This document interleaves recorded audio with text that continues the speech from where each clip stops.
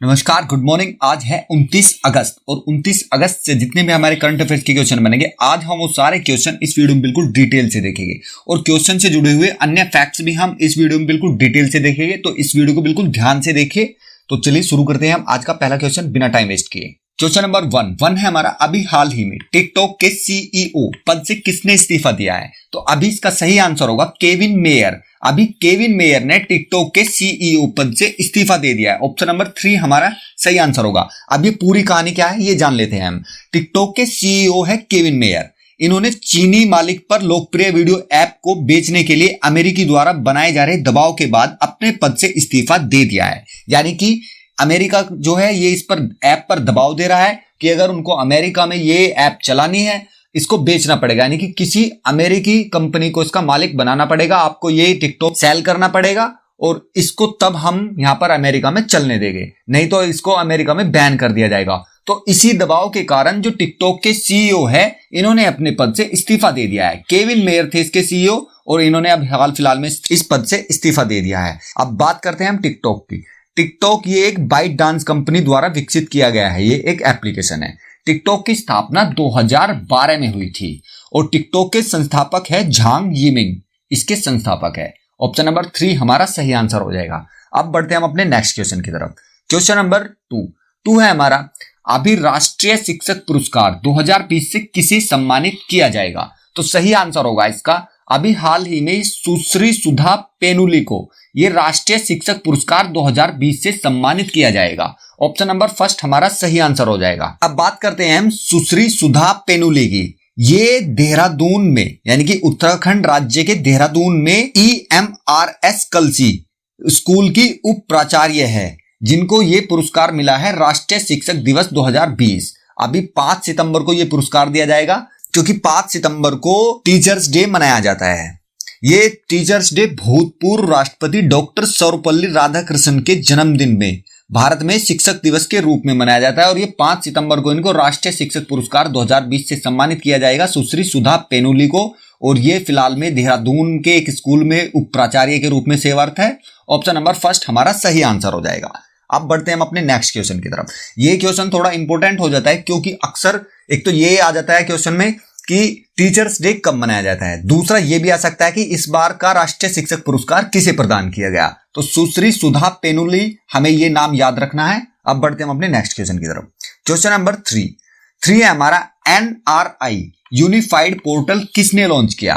तो इसका जो सही आंसर होगा क्वेश्चन नंबर 3 का उत्तर प्रदेश। अभी उत्तर प्रदेश राज्य ने ये NRI यूनिफाइड पोर्टल लॉन्च किया है। उत्तर प्रदेश सरकार द्वारा NRI यूनिफाइड पोर्टल लॉन्च किया गया है। इस पोर्टल की मदद प्रवासी भारतीय और NRI अपने मुद्दों को स्थानीय प्रशासन या राज्य सरकार के सहयोग से हल कर पाएंगे, क्योंकि ऐसे कई उदाहरण मिलते हैं जब उन्हें अपने परिवार घर के साथ साथ स्थानीय प्रशासन के मुद्दे से जुड़ी समस्याओं को सुलझाने में मदद करने के लिए कोई मंच नहीं मिल पाता है। NRI यूनिफाइड पोर्टल लॉन्च किया है ये उत्तर प्रदेश सरकार ने। ऑप्शन नंबर 3 हमारा राइट आंसर होगा। उत्तर प्रदेश के बारे में जानते हैं। उत्तर प्रदेश के मुख्यमंत्री है योगी आदित्यनाथ और यहाँ के जो गवर्नर है वो है आनंदीबेन पटेल। ये आनंदीबेन पटेल साथ ही मध्य प्रदेश की भी गवर्नर है। ऑप्शन नंबर 3 सही आंसर होगा। बढ़ते हैं अपने नेक्स्ट क्वेश्चन की तरफ।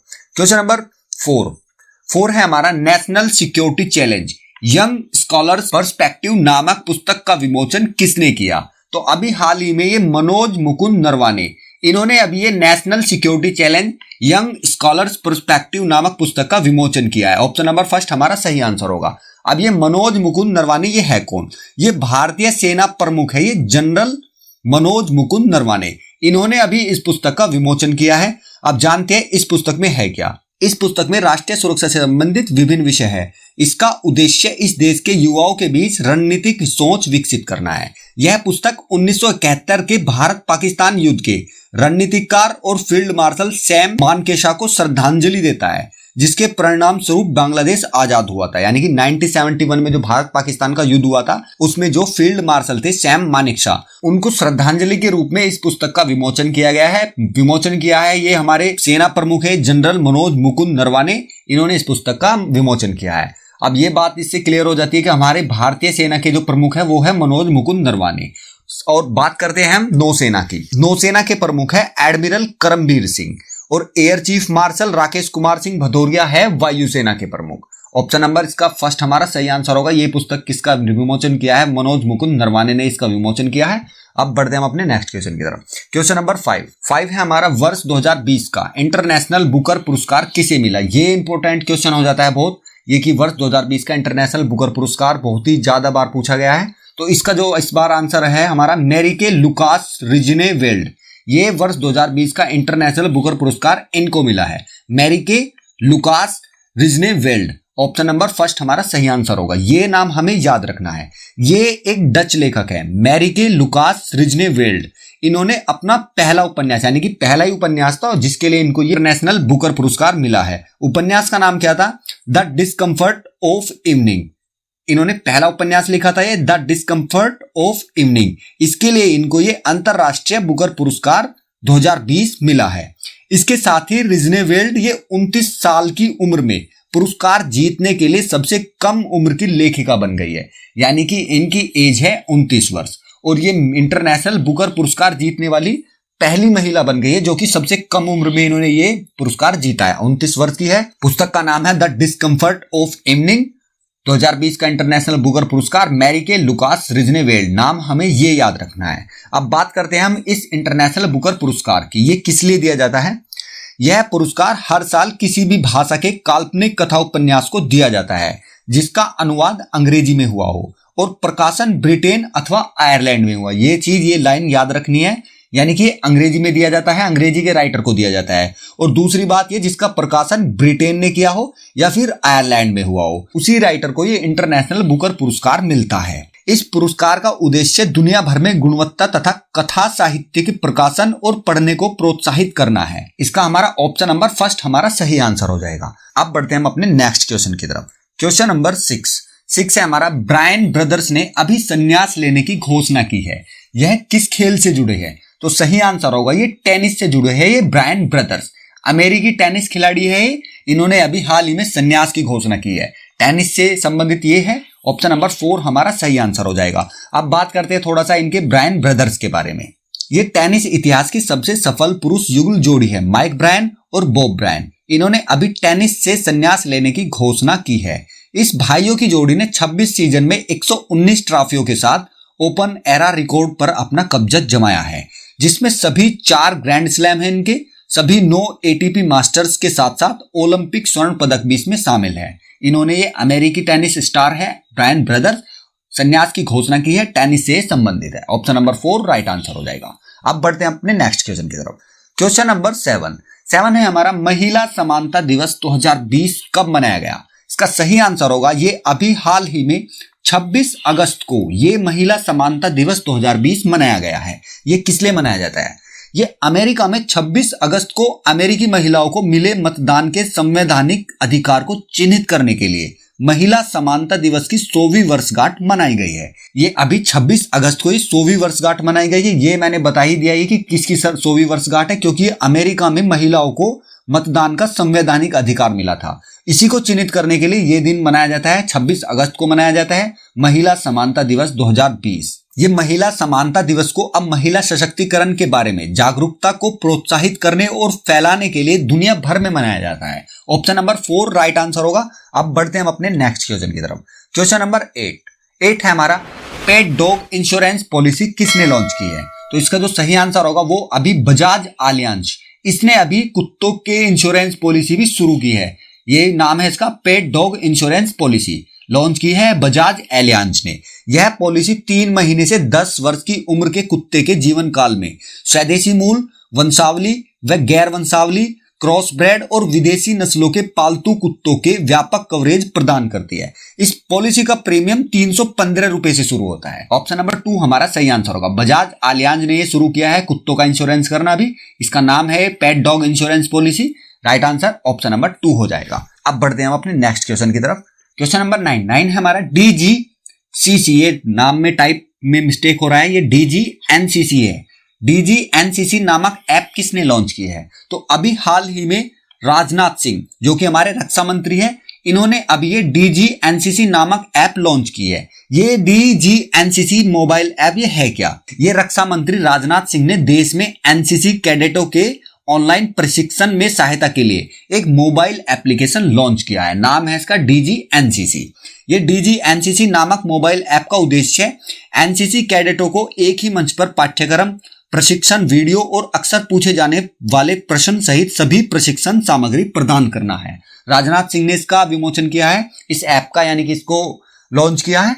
डीजी एनसीसी इसका नाम है। ऑप्शन नंबर फर्स्ट हमारा सही आंसर हो जाएगा। अब बढ़ते हैं हम अपने नेक्स्ट क्वेश्चन की तरफ। क्वेश्चन नंबर 10 है हमारा, अभी हाल ही में T20 में 500 विकेट लेने वाले पहले खिलाड़ी कौन बने हैं? सही आंसर होगा ड्वेन ब्रावो। ये अभी वेस्ट इंडीज खिलाड़ी है, ये ड्वेन ब्रावो। ये अभी T20 में 500 विकेट लेने वाले पहले खिलाड़ी बन गए हैं। वेस्ट इंडीज के खिलाड़ी है ड्वेन ब्रावो। और ये कहां पर इन्होंने 500 विकेट पूरे किए हैं? क्योंकि जिस तरह से आईपीएल होते हैं, इंडिया में आईपीएल होते हैं, इंडियन प्रीमियर लीग, तो ऐसे ही वेस्ट इंडीज में अभी सीपीएल हो रही है। सीपीएल की फुल फॉर्म होती है कैरेबियन प्रीमियर लीग। वहां पर ये मैच चल रहे हैं, तो उन मैचों में ड्वेन ब्रावो ने अभी 500वां विकेट लिया है। T20 मैचों में ये विकेट जो लिए ही T20 मैचों में लिए गए, ये 500वां विकेट इन्होंने पूरा किया है। ड्वेन ब्रावो वेस्ट इंडीज के खिलाड़ी है, सीपीएल में इन्होंने ये पूरा किया है। सीपीएल की फुल फॉर्म होती है Caribbean Premier League. Option number 3 हमारा सही आंसर होगा। अब बढ़ते हैं अपने नेक्स्ट क्वेश्चन की तरफ। क्वेश्चन नंबर 11 है हमारा, अभी हाल ही में शिंजो आबे ने अपने प्रधानमंत्री पद से इस्तीफा दिया है। ये किस देश के प्रधानमंत्री थे? सही आंसर होगा ये जापान के। ये जापान के प्रधानमंत्री थे जिन्होंने अभी हाल ही में अपने पद से इस्तीफा दे दिया है। जापान के प्रधानमंत्री शिंजो आबे अपनी सेहत कारणों को लेकर ये इस्तीफा दिया, यानी कि ये अब बीमार थे, इसलिए इन्होंने ये अब इस्तीफा दे दिया है। जापान के प्रधानमंत्री थे शिंजो आबे। पूरे 8 साल इनको हो चुके थे अभी हाल में, शिंजो आबे को वहां के प्रधानमंत्री बने हुए, और इन्होंने अब ये इस्तीफा दे दिया है। अब बात करते हैं हम, इसमें देश आता है जापान, तो बात करते हैं हम जापान की। जापान की राजधानी है टोक्यो और यहाँ की करेंसी अक्सर पूछ ली जाती है, करेंसी है येन। जापानी येन यहाँ की करेंसी है। ऑप्शन नंबर फर्स्ट हमारा राइट आंसर होगा। अभी ये प्रधानमंत्री शिंजो आबे थे, इन्होंने अपने पद से इस्तीफा दे दिया है। अब बढ़ते हैं हम अपने नेक्स्ट क्वेश्चन की तरफ और लास्ट क्वेश्चन की तरफ। क्वेश्चन नंबर 12 है हमारा, किस बैंक ने ग्राहकों को डिजिटल अनुभव को बेहतर बनाने के लिए एडोबी के साथ साझेदारी की है? तो अभी हाल ही में HDFC बैंक ने ग्राहकों को डिजिटल अनुभव को बेहतर बनाने के लिए एडोब के साथ साझेदारी की है। ऑप्शन नंबर 2 हमारा सही आंसर हो जाएगा। अब बात करते हैं इसकी थोड़ी सी डिटेल जानते हैं। HDFC बैंक ने अपने ग्राहकों को डिजिटल अनुभव को और बेहतर बनाने के लिए एडोब के साथ एक रणनीतिक साझेदारी करने की घोषणा की है। यह साझेदारी एडोब एक्सपीरियंस क्लाउड सॉल्यूशंस द्वारा संचालित है, जो HDFC बैंक के किसी भी समय और कहीं भी नए और मौजूदा ग्राहक को व्यक्तिगत डिजिटल अनुभव प्रदान करने में मदद करेगी। अब ये एडोबी के बारे में जानते हैं, ये क्या है? ये एक अमेरिकी बहुराष्ट्रीय सॉफ्टवेयर कंपनी है, यानी कि ये कंप्यूटर के लिए सॉफ्टवेयर बनाती है एडोबी। वीडियो एडिटिंग में जैसे कि प्रीमियर प्रो आपने सुना होगा, एडोबी के होते हो प्रीमियर प्रो, एडोबी का होता है आफ्टर इफेक्ट, और ये फोटोशॉप जो होता है कंप्यूटर में एडोबी का ही होता है। ये एक सॉफ्टवेयर कंपनी है और जिसके साथ इसने अभी HDFC ने एक समझौते पर हस्ताक्षर किए हैं। ऑप्शन नंबर 2 हमारा सही आंसर होगा। अब बात करते हैं हम HDFC बैंक की। HDFC बैंक का जो मुख्यालय है वो है मुंबई में, और HDFC बैंक की टैगलाइन है, कभी कभी टैगलाइन भी बहुत बार पूछी जा चुकी है। ये नहीं कह रहा कि मैं HDFC बैंक की पूछी जा चुकी है, SBI की पूछ सकते हैं, RBI की पूछ सकते हैं, लेकिन फिलहाल मैं आपको HDFC बैंक की टैगलाइन बताता हूं, वो है we understand your world.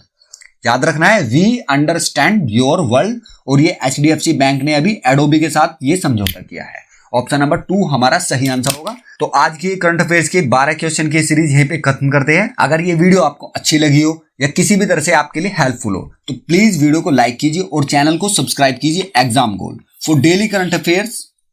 Thank you.